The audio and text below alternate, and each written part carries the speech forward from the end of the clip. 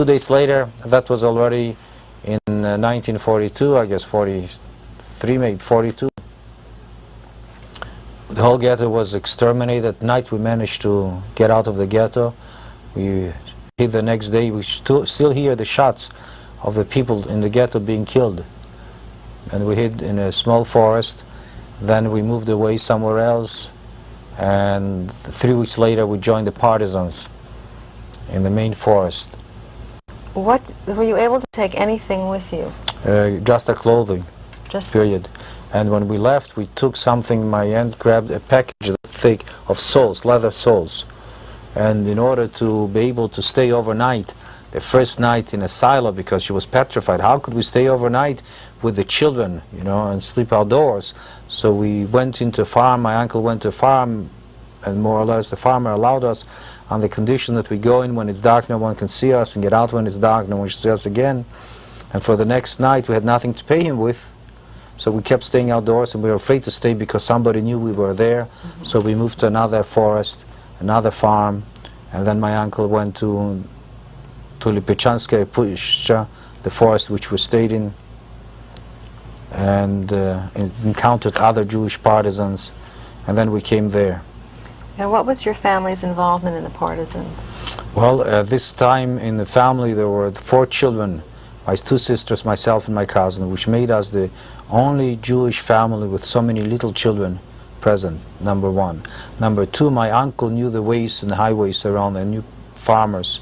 So he became a scout, and he led groups of partisans almost every night from one farm to another, from one village to another, to obtain A, provisions, food, and B, that was very important, to buy rifles, pistols, ammunition rounds, hand grenades, because we had no weapons whatsoever. And sometimes you'd go to one farmer who would tell you about the next farmer that he had something. You'd go to the next farmer, he would deny it, so you had to bribe him and cudgel him. After a while, the partisans would threaten and use force for them to surrender the weapons. That was one involvement. Then my aunt had 3 brothers and a brother-in-law who was with us. The brother-in-law was always an active partisan, a fighting partisan. His name was Zadel, and a very nice man. I, at that time was an orphan, and I remember he was very kind to us. He was very nice to me and to my sisters. In general, was nice to us children.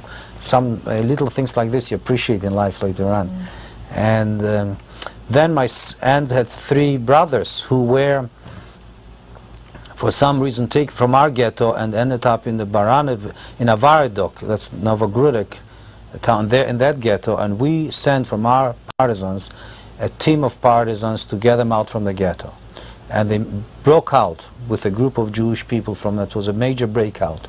So all 3 of them became fighting partisans, and all 3 of them died, including the brother-in-law. So 4 members of our family. We had then an extended family unit of 5 fighting men, 2 women, and 4 children, which was a very large group, probably the largest group of any family unit in the forest. And out of the 5 men, 4 died. 2 of the men died fighting in the partisans on 2 separate occasions. One brother and the brother-in-law survived, and when we went out from the forest, they immediately joined, were preempted into the Russian army, and the first day they made contact with the German army without even having had a chance to change from partisan civilian clothes into Russian military uniforms. They both fell on the same day. What was life like in the forest for you? What were the day-to-day living conditions? What was at that time when you first went to the forest, what month was it? The forest was in the summer, middle of the summer, high summer. The summer was very hot, and first of all, it was very dangerous, because the forests were always full of shepherds, of farmers, of foresters, of farms which had their homes nearby. So that was very dangerous, number 1. Number 2, you had to be careful because of smoke. You could make fire in the daytime. It could be seen from a distance. And number 3, we were new to this type of a life. The whole idea was strange. So that was very precarious. Secondly, there was no food. And the only food we would have is by going to the farm at night and begging for some food and telling they would give you. And after a while you were afraid because they would inform on you. And then we had people who died from poisoning because they would eat berries, poisonous berries, and many developed all kinds of diseases, stomach diseases, and died from the disease later on, or some died from the poisoning itself, to show you how raw we were to such a situation. And then we also had no protection, no weapons. So that was the major problem. In other words, some people say it was even worse than a concentration camp because every moment was precarious.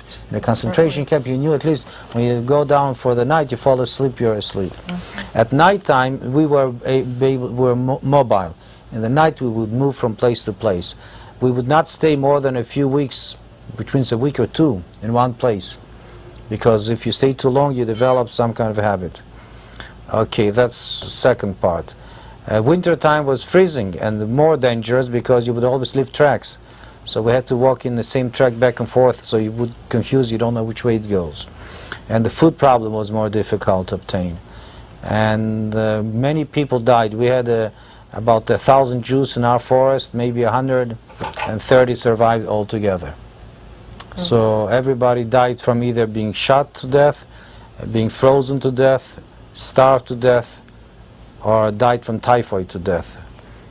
How did you keep warm? Like, did you have shoes to wear? Well, it's a good story and a good question. In December, the 12th of December of 1942, the Germans brought in 30,000 Germans to surround our forest and to wipe out the partisans because they saw the partisans were becoming a threat to the German hinterland, because we began to sabotage many trains and highways and confiscate food from the villages as they were being led to the cities for tributes and so forth.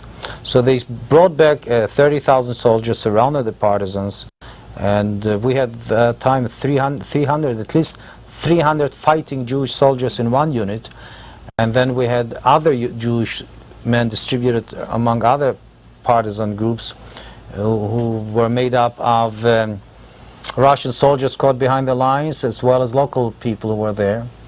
And so what happened was we were really attacked devastatingly, and we were running.